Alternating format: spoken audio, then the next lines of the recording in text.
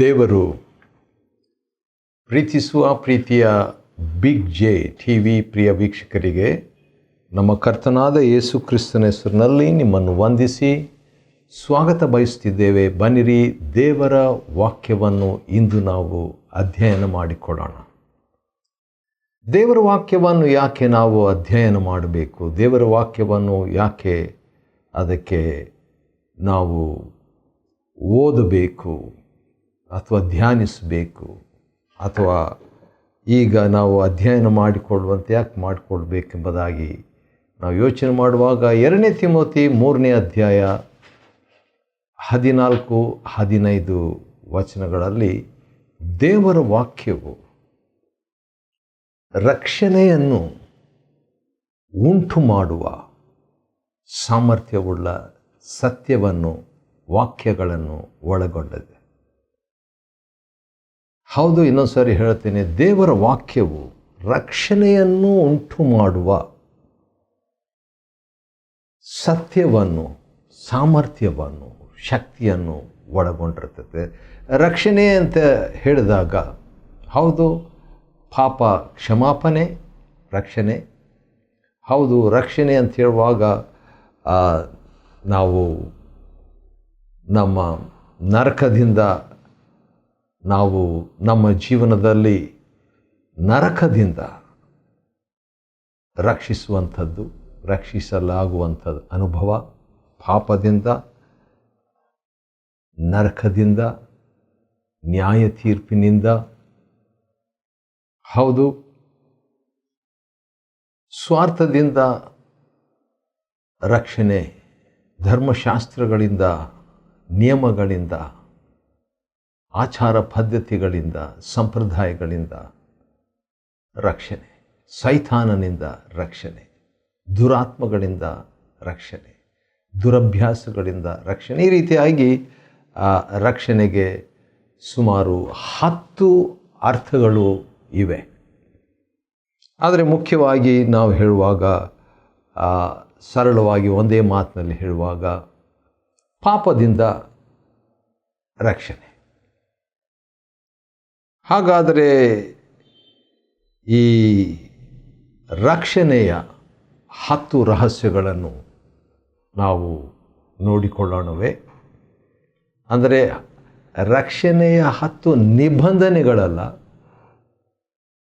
ಯಾಕಂದರೆ ರಕ್ಷಣೆ ಹೊಂದಬೇಕಾದರೆ ಕರ್ತನಾದ ಯೇಸು ಕ್ರಿಸ್ತನನ್ನು ಅಪೊಸ್ತಲಕೃತ್ಯ 16:30 ರಕ್ಷಣೆ ಹೊಂದಲಿಕ್ಕೆ ಏನು ಮಾಡಬೇಕು? ಕರ್ತನಾದ ಯೇಸು ಕ್ರಿಸ್ತನ ಮೇಲೆ ನಂಬಿಕೆ ಇಡುವಾಗ ನೀನು ನಿನ್ನ ಮನೆಯವರು ರಕ್ಷಣೆ ಹೊಂದುವರು ಎಂಬ ಸಂಗತಿ ಅಥವಾ ವಾಗ್ದಾನ ಇದೆ. ಆದರೆ ರಕ್ಷಣೆಯ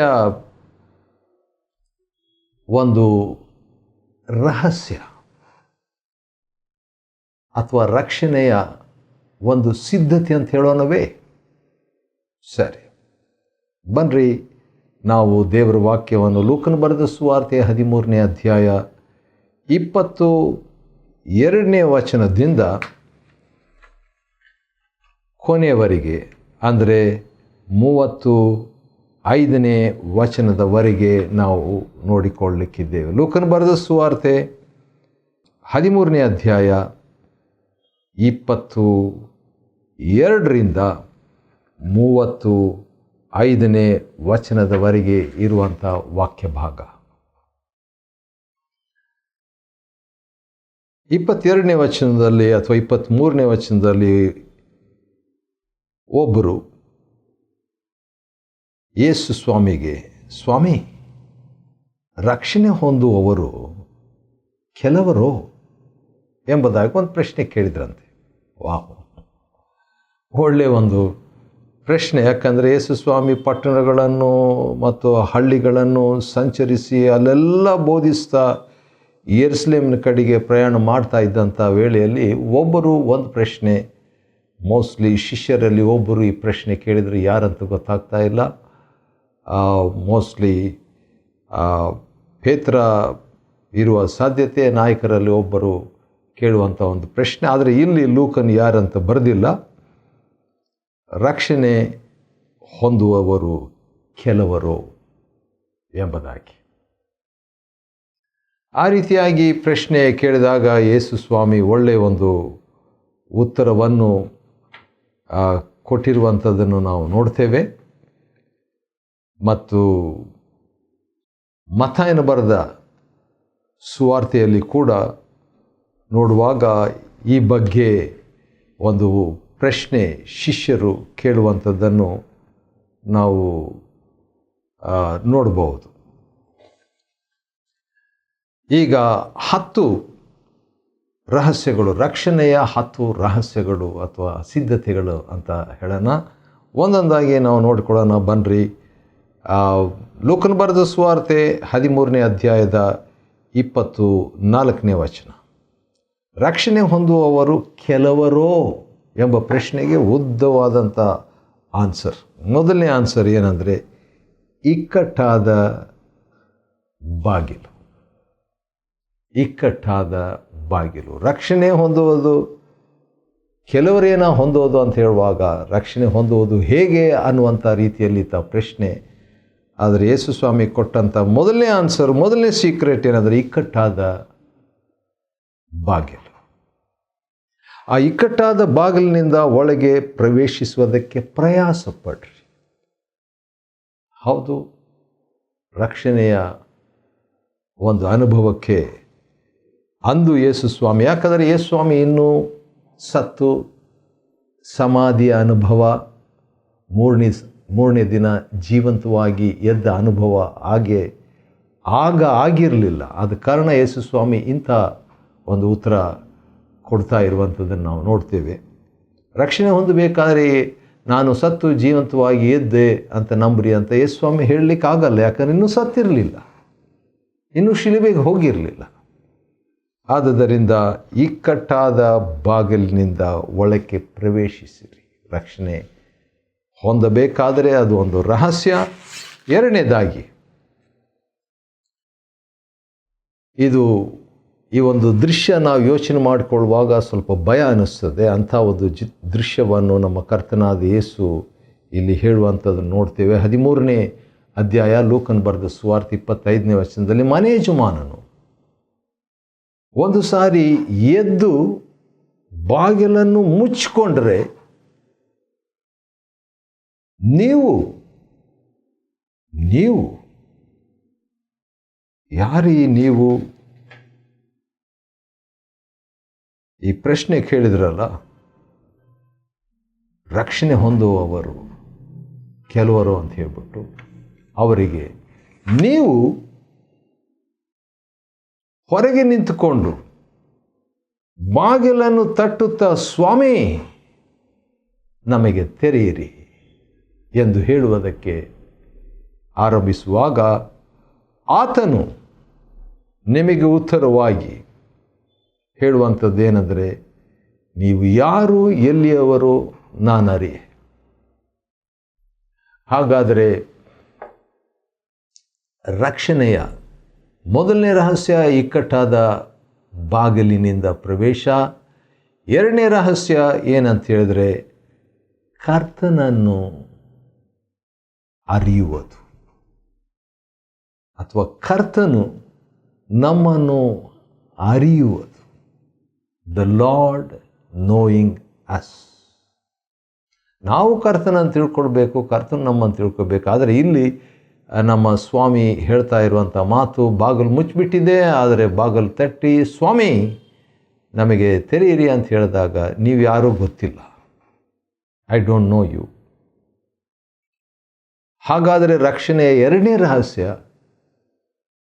ಕರ್ತನು ನಮ್ಮನ್ನು ತಿಳಿದಿರಬೇಕು. The lord should know us.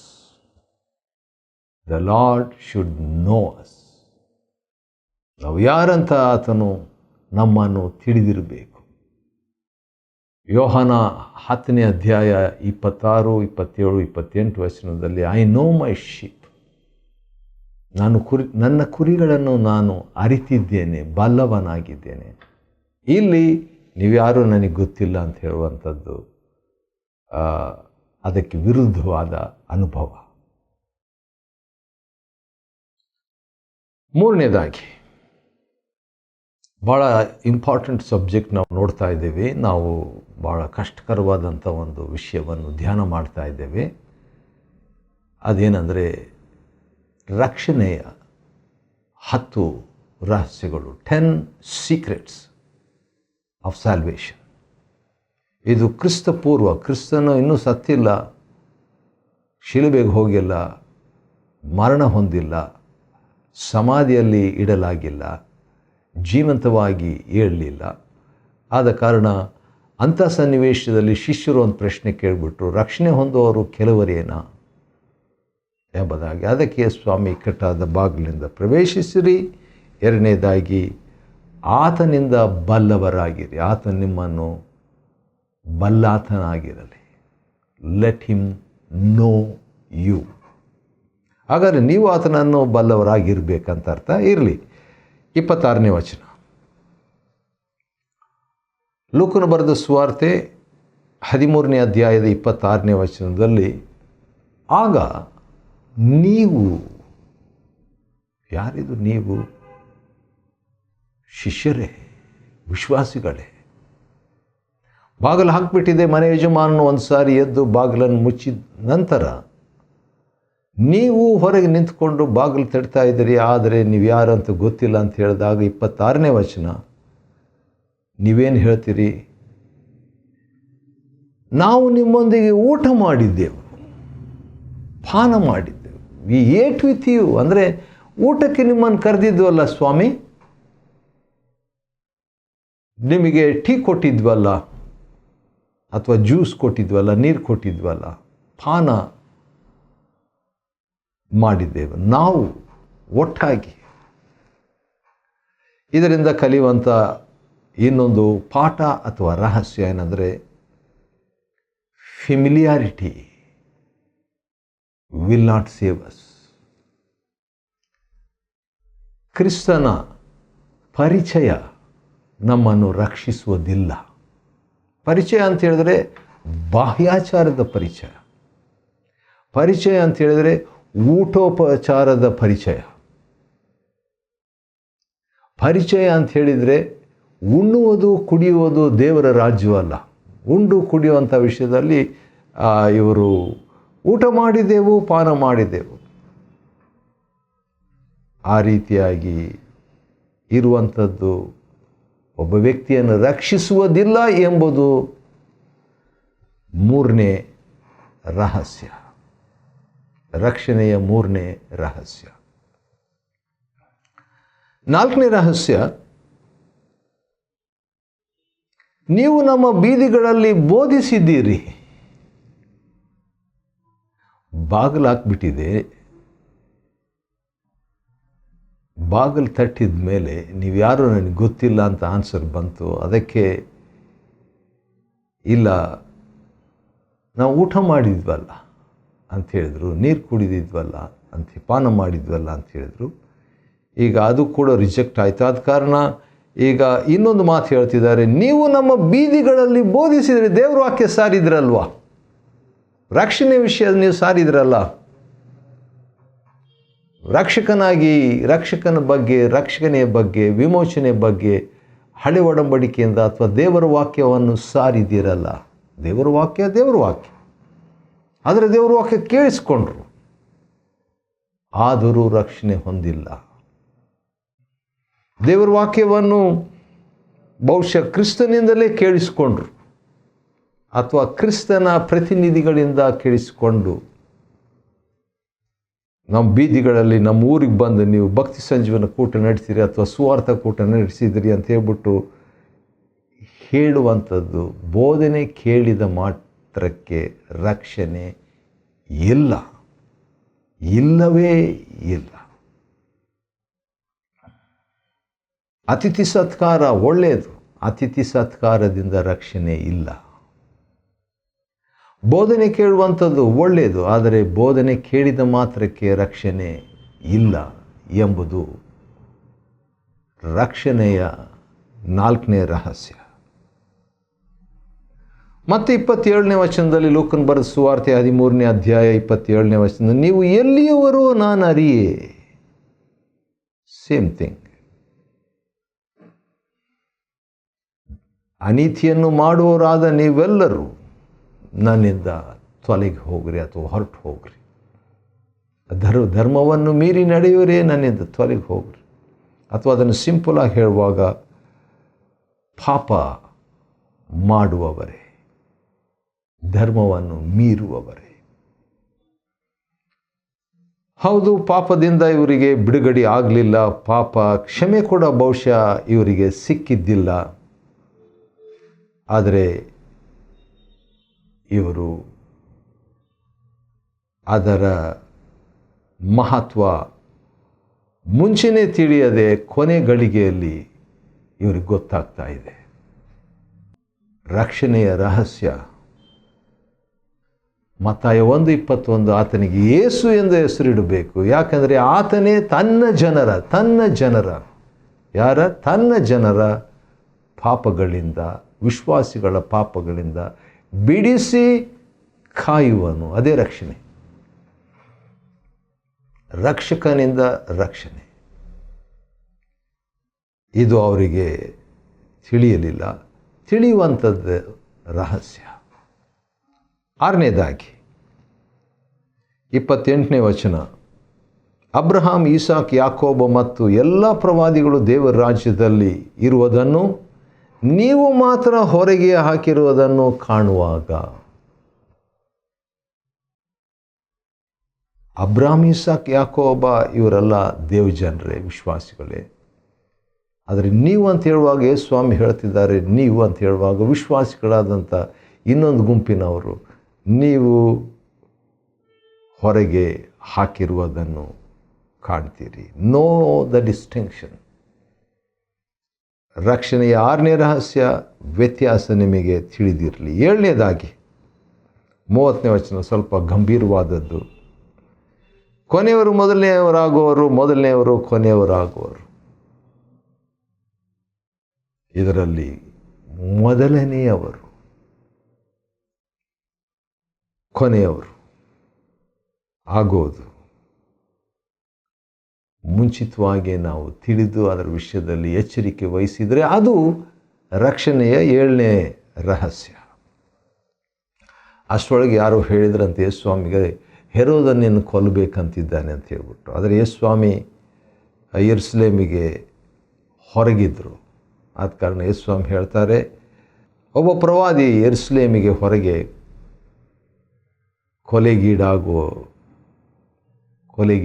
ಈಡಾಗಬಾರ್ದು.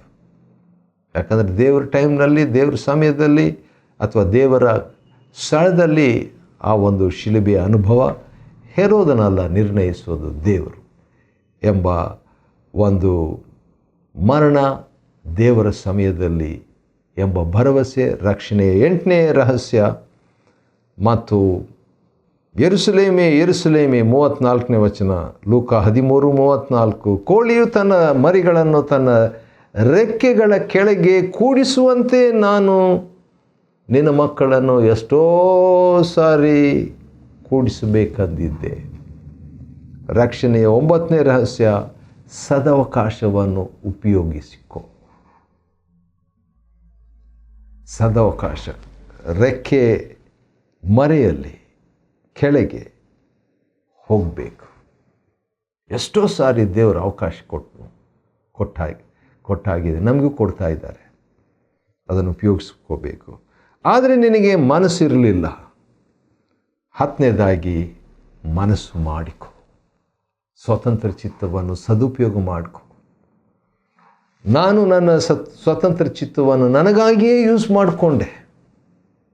ಆದರೆ ದೇವರಿಗಾಗಿ, ದೇವರು ಕೊಟ್ಟಂಥ ಸ್ವತಂತ್ರ ಚಿತ್ತವನ್ನು ದೇವರಿಗಾಗಿ ಉಪಯೋಗಿಸಿಕೊಳ್ಳುವಂಥದ್ದೇ ರಕ್ಷಣೆಯ 10ನೆಯ ರಹಸ್ಯ. ಲೂಕನ ಬರೆದ ಸುವಾರ್ತೆ 13ನೇ ಅಧ್ಯಾಯ 22ರಿಂದ 35ನೇ ವಚನದವರೆಗೆ ಅಧ್ಯಯನ ಮಾಡಿಕೊಳ್ಳುವಂತೆ ದೇವರು ಕೊಟ್ಟ ಕೃಪೆಗಾಗಿ ಆತನಿಗೆ ಸ್ತೋತ್ರವಾಗಲಿ. ದೇವರು ನಿಮ್ಮನ್ನು ಆಶೀರ್ವದಿಸಲಿ.